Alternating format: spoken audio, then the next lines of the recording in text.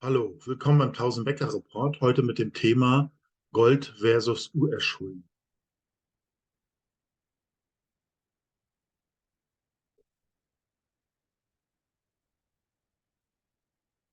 Disclaimer.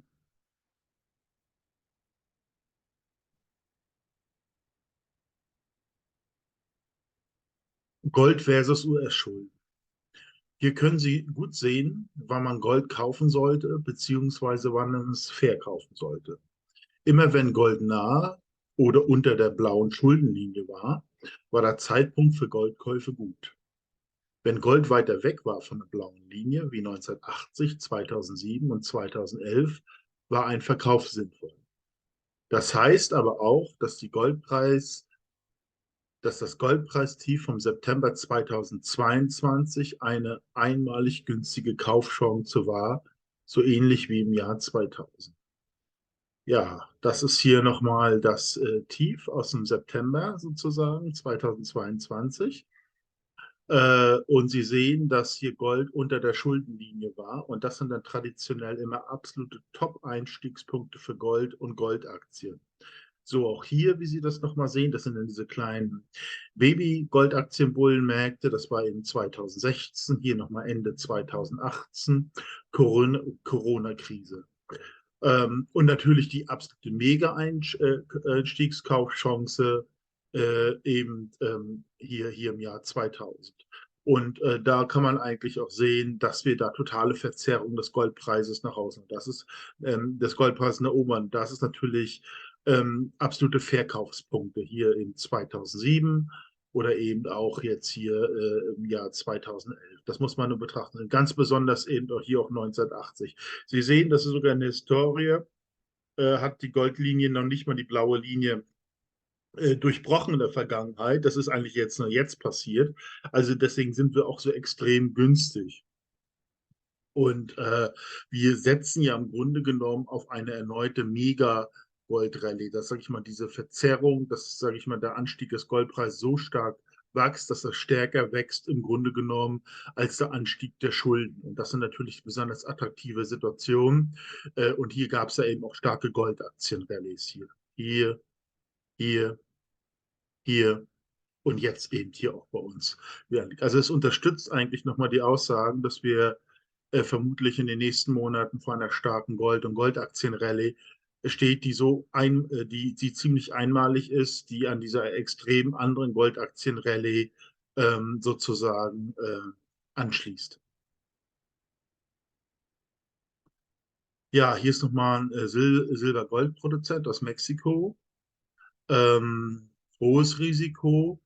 Also die Kooperation hat das Grundstück Los Ricos im mexikanischen Bundesanstalt der SICO erworben. Die Grundstücke umfasst 22.000 Hektar und beherbergt mehrhistorische Bergbaugebiete. Die Liegenschaft befindet sich etwa 100 Kilometer nordwestlich der Stadt Guadalajara und ist über eine asphaltierte Straße leicht erreichbar. Das Grundstück ist in zwei Projekte aufgeteilt.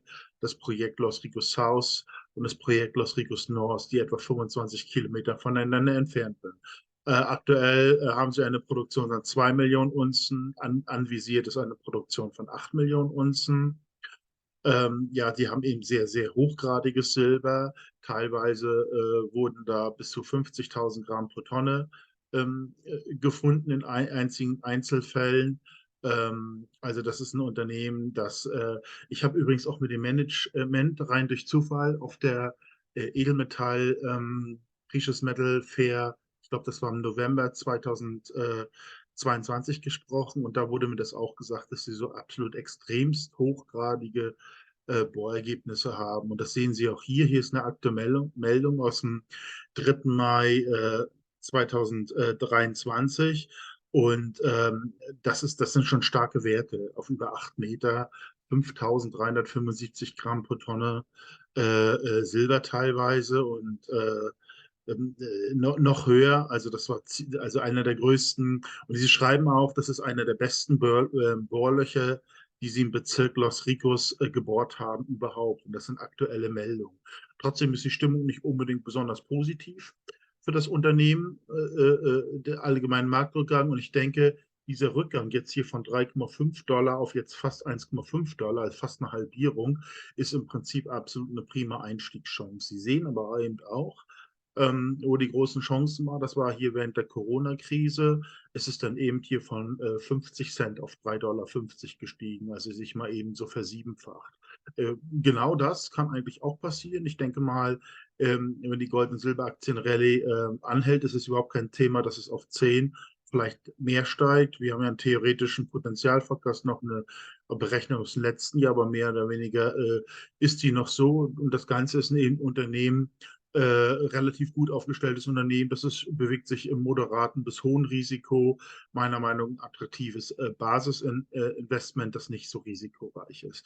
Wie gesagt, auch das ist keine Kaufempfehlung. Sie müssen immer Ihren eigenen Research machen.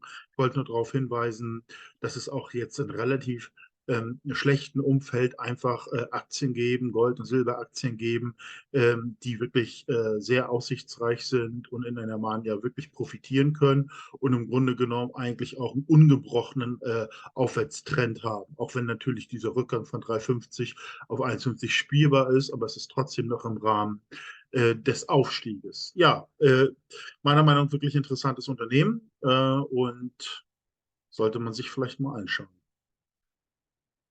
Generell nochmal zu Gold. Gold steigt analog der 1970er Jahre von 2.000 $ auf 8.500. Wie kommt man da drauf? In den 1970er Jahren ist genau das passiert. Nur, dass damals innerhalb von einem guten Jahr Gold von 200 $ auf 850 gestiegen ist. Und das hat ja diese Mega-Goldaktien-Rallye ausgelöst. NRD Mining 5 Cent auf 19 $, Silberstax Mining 10 $, 36 $. Und wir hoffen eigentlich, dass was Ähnliches passiert. Wie ist es damals passiert? Also Gold hat ja bei 35 $ gestartet, ging auf 200 bis 1974, hat dann korrigiert auf 100 $, hat sich dann wieder rangeschlichen an 200 $. Dann gab es nochmal sozusagen finalen Rücksetzer, ganz ähnlich wie jetzt aktuell auch. Einfach um die Leute eben nicht partizipieren lassen an diesem größten Anstieg aller Zeiten. Und ich denke mal, irgendwas Ähnliches können wir beobachten wir aktuell auch. Keiner glaubt wirklich an eine riesige Gold- und Silberrallye, obwohl wir alle im Grunde genommen wissen, dass es kommen muss. Der Druck auf den Preis ist so hoch, Comex kann kaum liefern.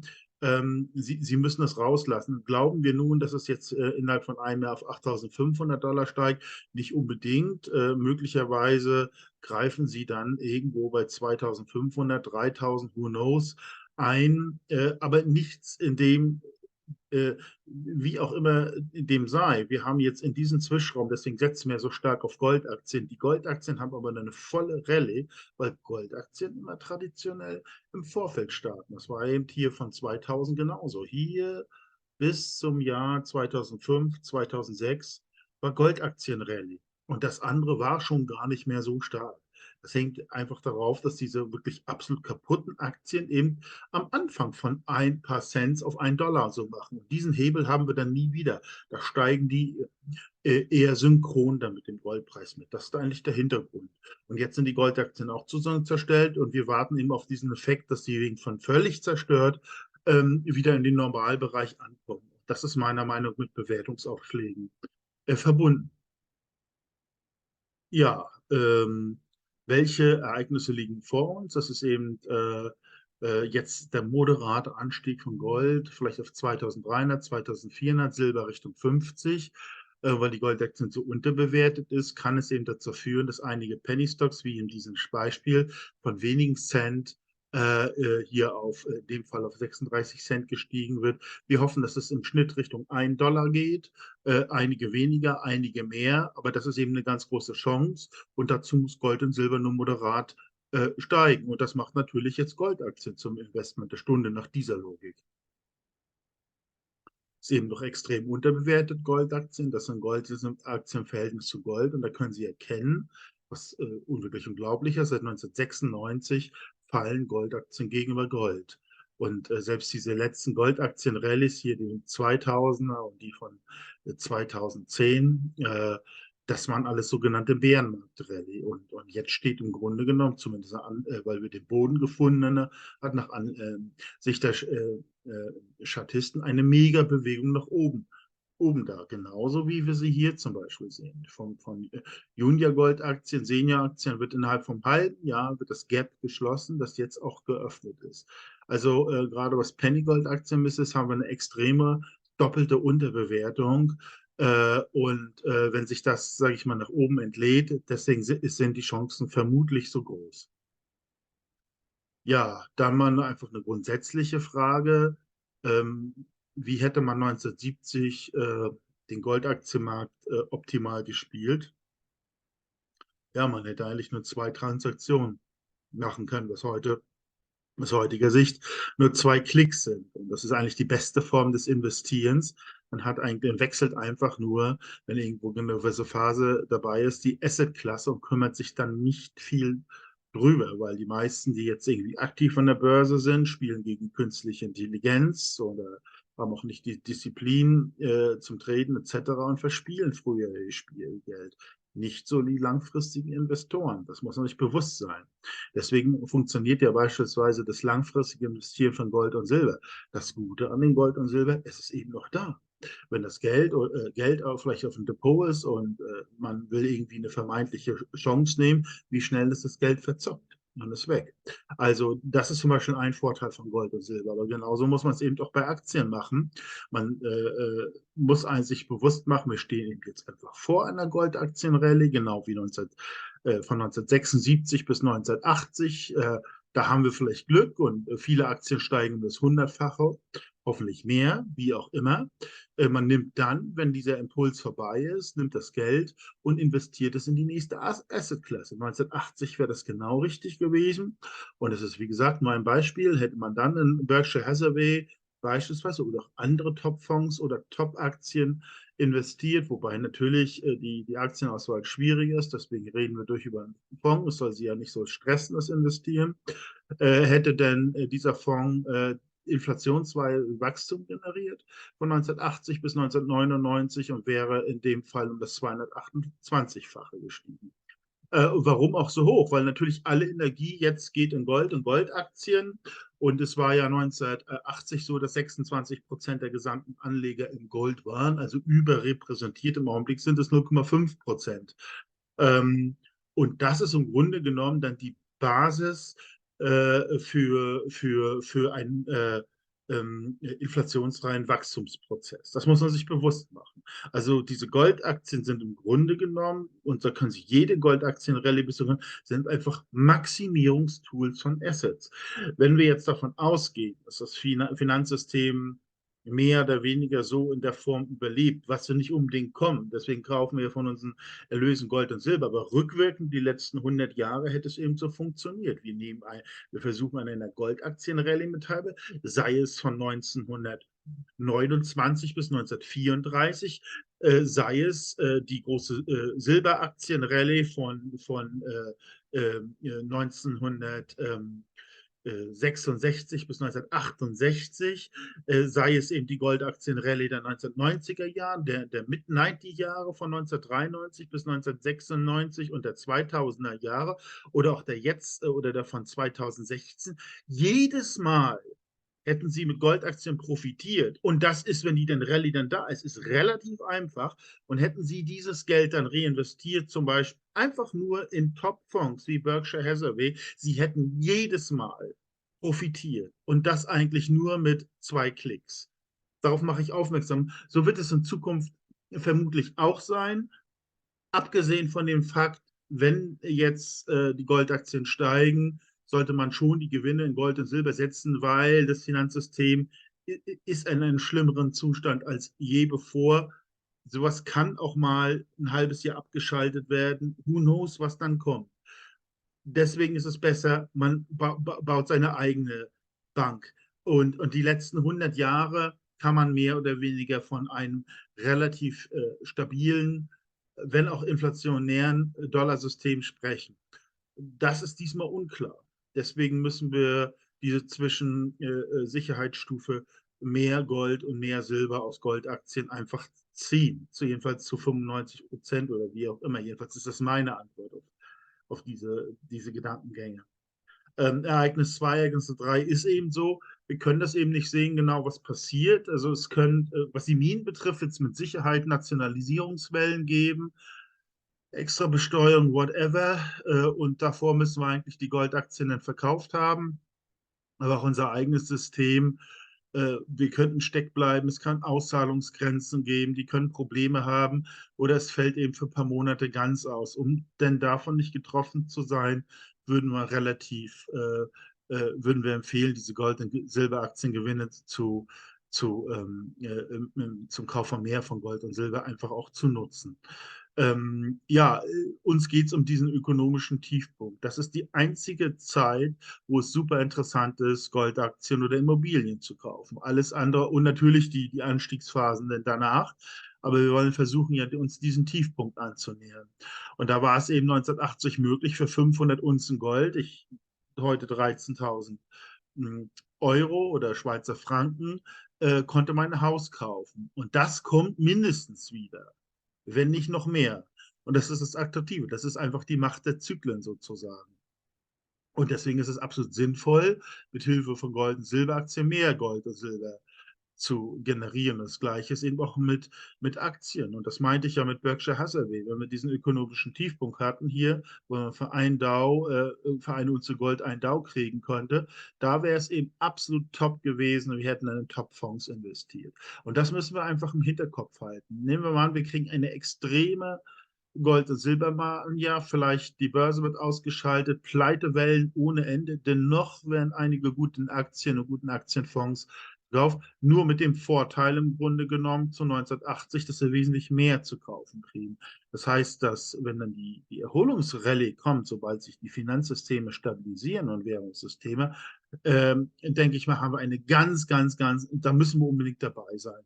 Und das und das versuchen wir hier als Report natürlich zu moderieren. Wir versuchen sie jetzt dahin zu bringen, dass jetzt die Goldaktienrallye hoffentlich die nächsten Monate doch einmal kommt, wir Gewinne machen, mehr Gold und Silber kaufen und uns dann ausschließlich darum kümmern, in was reinvestiert das und so zu welchem Zeitpunkt und mit welcher Art. So, weil wenn die Goldaktien alle über $1 und mehr sind, dann ist es eben anfällig für Rückschläge, für Verstaatlichung, whatever. Aber wir hoffen natürlich auch, dass eine Mega-Aktienrallye entsteht, dass wir wirklich überproportionale Gewinne küren. Bei Goldaktien ist eben viel Magic. Das ist, wenn das Goldfieber ausbricht, es gibt ja die Aussage, es gibt kein Fieber wie Goldfieber. Und deswegen ist das potenziell so interessant für Goldaktien. Ja, man muss im Grunde genommen einfach die Gewinne dieser verschiedenen Ereignisse multiplizieren. Wir müssen versuchen, jetzt Inflationsgewinner zu werden und dann gute Investoren, die in tragfähigen Zukunftsaktien investiert oder generell Top-Aktien, die dann voll im nächsten Boom mit großen Mengen dabei sind. Und wenn wir diese beiden Ereignisse multiplizieren, könnte man aus jetziger Sicht äh, dieser schematischen Rechnung, dass jede 200 Euro langfristig $1 Million machen kann. Nicht, dass das unbedingt jetzt in jedem Fall funktioniert, aber man muss zumindest Pioniergeist meines Erachtens in dieser Situation entwickeln zu machen, weil alle anderen Konzepte machen keinen Sinn. Ich hatte heute von jemandem da auf YouTube gehört, da Krisenvorsorge gemacht, der hatte gesagt, ja, die Rente reicht nicht mehr, Pflegeversicherung, schließen Sie noch einige ab, gibt noch gute. Ja, dem möchte ich widersprechen. Bei diesem Währungsdesaster, was bleibt von diesen Versicherungen? Es mag vielleicht kurzfristig im Einzelfall noch sinnvoll sein, aber äh, wenn die Währungen kaputt gehen, haben die Versicherungen auch nichts mehr auszuzahlen. Sehr problematisch aus meiner Meinung. Also meiner Meinung nach rettet man seine Kaufkraft im Wesentlichen jetzt mit Goldaktien, Gold und Silber. Und beim Reinvestieren kann man ja, sobald sich das Versicherungswesen dann wieder bildet, kann man ja versuchen, tragfähige Versicherungen dann für die Wechselfälle des Lebens dann abzuschließen. Aber jetzt im Vorfeld vor dieser Währungs Dezimierung, whatever, oder Systemkrise möglicherweise. Ich will das nicht vorhersagen. Wir können auch noch lange Jahre schleichende Prozesse machen. Wir sind eigentlich jetzt nur deshalb bei Goldaktien, weil die kommen so oder so. Die kommen mit einer möglichen Systemkrise. Sie kommen aber eigentlich auch nur mit einem zyklischen Höhergehen des Goldpreises auf jetzt 2.500 $. Das ist noch eine Sache, die ist noch relativ leicht zu kalkulieren. Danach wird es wesentlich schwieriger. Ja, 1000-Becker-Report. Wir versuchen eben diese Goldaktie mit hohem Potenzial zu identifizieren, zu berechnen, haben auch eine Exit-Strategie entwickelt. Was kauft man denn eben danach? Einlagen von Gold und Silber bei Einkaufsgemeinschaftsunternehmen ist zu jeder Zeit an Gold und Silber sehr günstig gekommen. Das Interessante ist es, sie haben keine Mindestinvestition, sondern einfach eine Überweisung und schon ist das Gold und Silber im Zollfreilager in der Schweiz eingelagert. Genauso leicht ist der Verkauf. Ja, ich bedanke mich ganz herzlich für die Aufmerksamkeit. Würde Sie bitten, meinen Kanal zu abonnieren, wenn dir der Inhalt soweit gefallen hat. Vielleicht auch ein Like geben. Das würde dem Algorithmus auf die Sprünge helfen. Vielen Dank und bis zum nächsten Mal.